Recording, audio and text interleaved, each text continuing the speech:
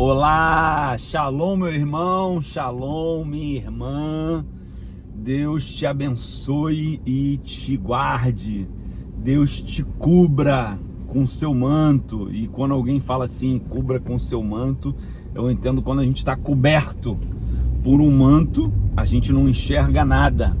Então que você esteja debaixo das asas do Pai, como um pintinho fica debaixo da asa da galinha. Eu espero que você esteja numa montanha, né?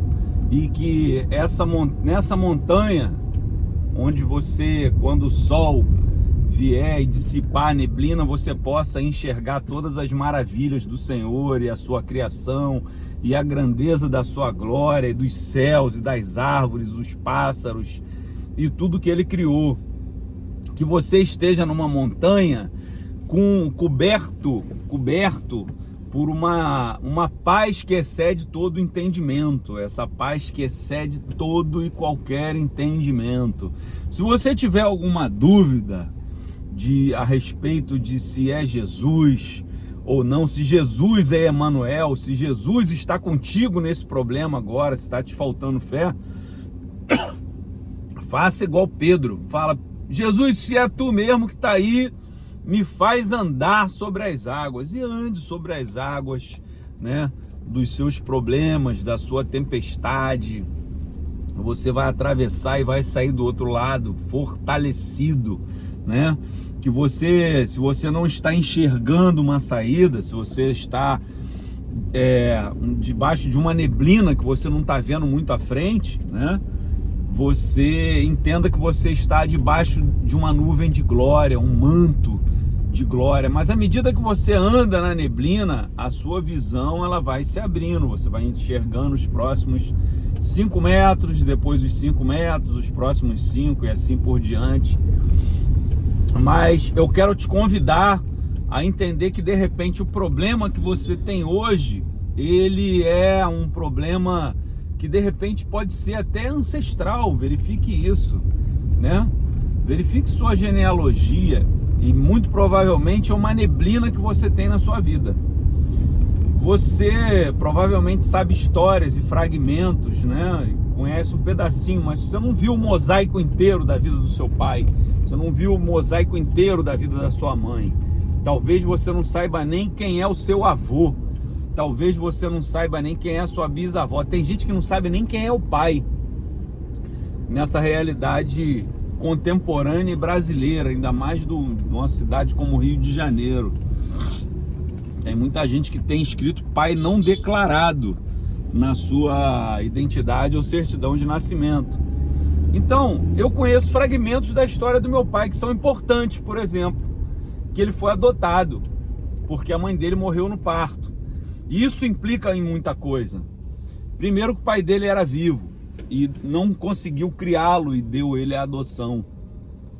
E depois de um tempo, meu tio João, cuidando dele, deu ele à adoção de novo, ou seja, ele teve uma dupla rejeição na vida dele, uma certa orfandade, embora tenha sido criado com todo amor e todo carinho pela vovó Ninica e seu Gildo. Que outro fragmento que eu sei é que ele era barbeiro por profissão e uma pessoa sem muitos estudos, era um fumante que morreu, né, durante a minha infância de enfisema pulmonar, e também sei, segundo contam, que ele era alcoólatra, mas eu mesmo não percebia. Então, na morte da minha avó por um AVC, meu pai cuidou dela, né, durante um tempo.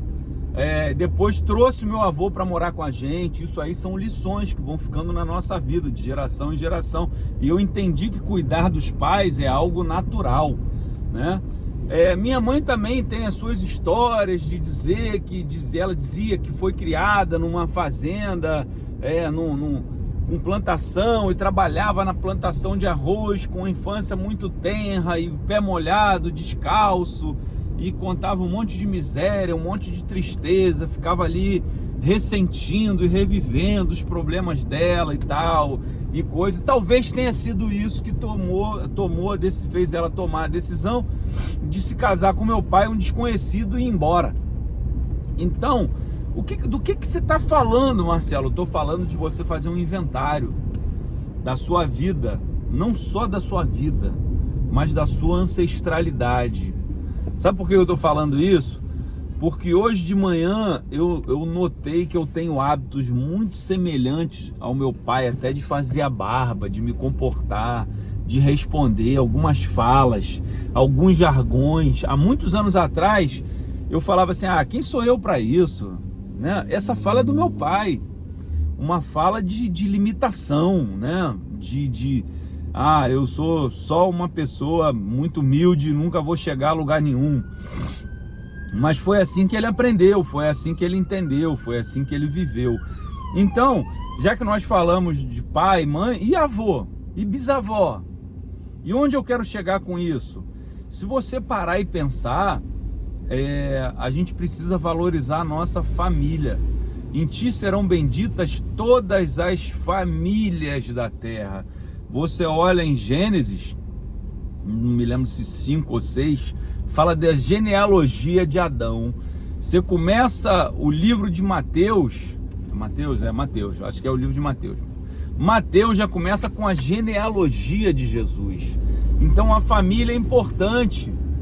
E é por isso que eles querem destruir as nossas famílias. O inferno, por isso que o inferno, o nosso inimigo, quer destruir as nossas famílias.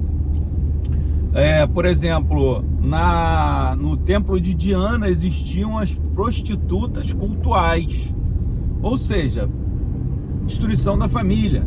Os cultos a Baal, promovidos por Jezabel, tinha grandes orgias, né? Muita bebida, orgia. Por quê? Porque filho de escravo não tem paternidade, né? Não tem paternidade. E é por isso que eles querem promover o baile funk. Até eu acredito, quando eu escuto uma música de um baile funk, aquele, né? Eu escuto ali, eu percebo ali claramente ritmos, né?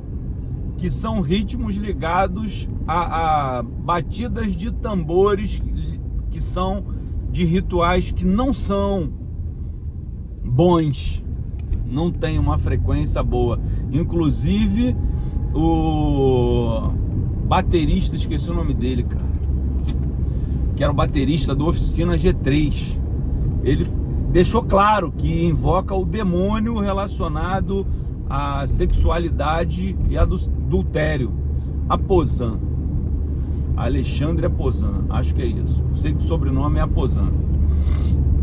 Então, os cultos a Baal, cara, quando eu escuto ali aquela batida do funk ou coisa parecida, eu imagino os cultos a Jezabel, aquela orgia, aquela bagunça. Eu imagino que é o mesmo toque de tambor que aconteceu quando tava lá o Herodes e a filha de Herodias, né? Salomé, filha de Herodias, fez aquela dança na frente dele, que ele falou: cara, te dou até metade do meu reino.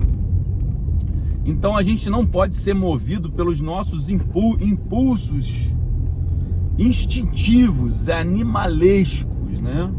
E a gente tem que entender que isso aí pode ser de uma ancestralidade. Você viu que Davi fala assim: em pecado me gerou a minha mãe. E ele foi um adúltero. E Salomão foi um homem que, segundo a Bíblia, teve 1000 mulheres. Pode ser uma hipérbole, um exagero, teve muitas mulheres, né? Pode ser que tenha uma representação que a gente não compreende por ser judaica, talvez até cabalística ali, de 300 e 700. Pode ser que seja uma, entre aspas, uma numerologia simbólica, que o judeu escreve sempre muita coisa assim, né? Com alguns códigos, né? Porque, por exemplo, 40 tem a ver com caos e coisas do tipo. Então, a gente não conhece o nosso passado. Você já parou para pensar quem foi o teu avô? Quem foi o teu bisavô? Será que ele foi como o avô bisavô de um amigo meu, que era o senhor de escravos? Será que ele foi um escravo? Será que ele foi um italiano? Será que ele provém de uma cultura portuguesa? Será que ele tem uma origem judaica? Você já pesquisou o teu sobrenome? Você já pesquisou a tua árvore genealógica para saber de que culturas você vem? Por que você tem tais comportamentos? O mais importante, você já viu o quanto de você, do teu pai tem em você? O quanto da sua mãe tem em você? Porque o quanto da sua mãe tem em você tem muito a ver também do quanto da sua sogra tem em você para o teu marido. Então tem muita coisa assim que pode associar você aos teus pais. Você precisa sair da sua terra, sair da sua parentela. Como Abraão saiu da sua terra, da sua parentela, você precisa sair também da sua terra, da sua parentela, para uma nova nação. Em Gênesis 5 ou 6 fala da genealogia de Adão. Então preste atenção nisso. O livro de Mateus começa com genealogia de Jesus. E apesar de estar escrito ali que ele vem da genealogia de Naasson, que casou com Raabe, a prostituta lá de Jericó, apesar dele dizer que Boaz casou com uma moabita, uma estrangeira, o que era proibido pelo Senhor, e nunca mais a descendência dele entraria no templo, poucas gerações depois, muito menos que 7 gerações, Salomão entrou no templo e o consagrou, porque a moabita falou o quê? O teu Deus é o meu Deus, o teu povo é o meu povo, e ela deixou de ser moabita. Então deixe de ser um habitante de Ur dos Caldeus, ou seja, lá de onde você vem, de onde você provém, da sua família. Porque Jesus, apesar de toda essa genealogia, que ele é filho de Davi, que teve relações com Batseba, né? Cujo adultério gerou uma criança que morreu e cujo casamento gerou a Salomão e a geração que chega até Jesus. Jesus não entra em nada disso. Então sai da tua terra, sai da tua parentela, sai da tua genealogia, mas saiba onde você está, saiba qual é a sua genealogia, para você poder sair dali. Faça um inventário daquilo que você é, faça um inventário daquilo que você é. Não é aquilo que você sabe, a sua profissão, são os seus comportamentos, os seus desejos, as suas manias, coisas que vêm da sua alma, da sua carne, coisas que você foi habituado e não do seu espírito, porque o espírito ele vai se parecer com o Pai, que é Deus, e a sua alma vai aparecer com a carne. Então, embora a sua genealogia seja uma genealogia humana, né? Jesus era filho do Espírito Santo de Deus, né? Ele não era filho de José.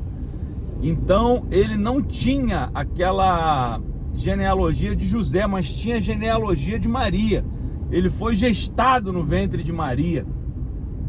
E não vou entrar nesse mérito se ele tinha o DNA da Maria ou não, mas o fato é, Jesus era filho de Deus e funcionou como filho de Deus e passou a vida como homem e ao mesmo tempo como Deus e filho de Deus.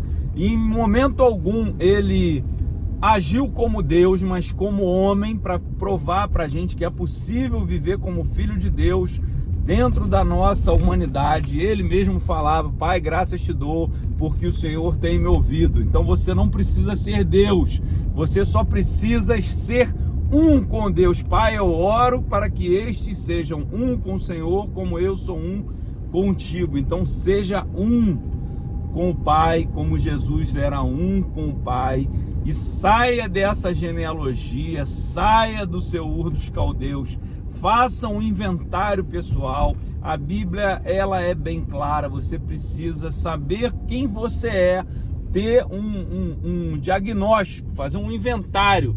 Você precisa saber, conhecer a sua identidade e por que você é assim, para você saber o que você faz de certo e o que você faz de errado, segundo um crivo, um critério que é a palavra de Deus.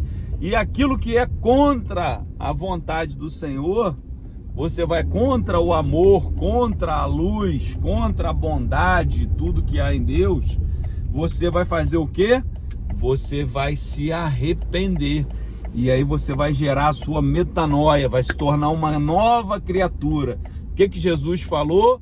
Que todo aquele que crer nele, foi-lhe dado o direito de ser chamado filho de Deus. Então creia que Jesus é um filho de Deus, comporte-se como um filho de Deus, vá buscando um crescimento em Deus a partir da sua palavra, vai conhecendo e prosseguindo em conhecer a Jesus, se tornando cada vez mais parecido com Ele. Que Deus te abençoe, que você seja filho, que você se comporte como um filho de Deus, que Deus te abençoe e que essa bondade extrapole, então, sua gratidão também. Então, deixe o seu like como forma de gratidão, deixe o seu comentário e compartilhe essa mensagem com outras pessoas, para que em ti sejam benditas todas as famílias da terra. Deus te abençoe, um grande abraço. Se você não é inscrito no canal, clica, se inscreve. Fique com Deus.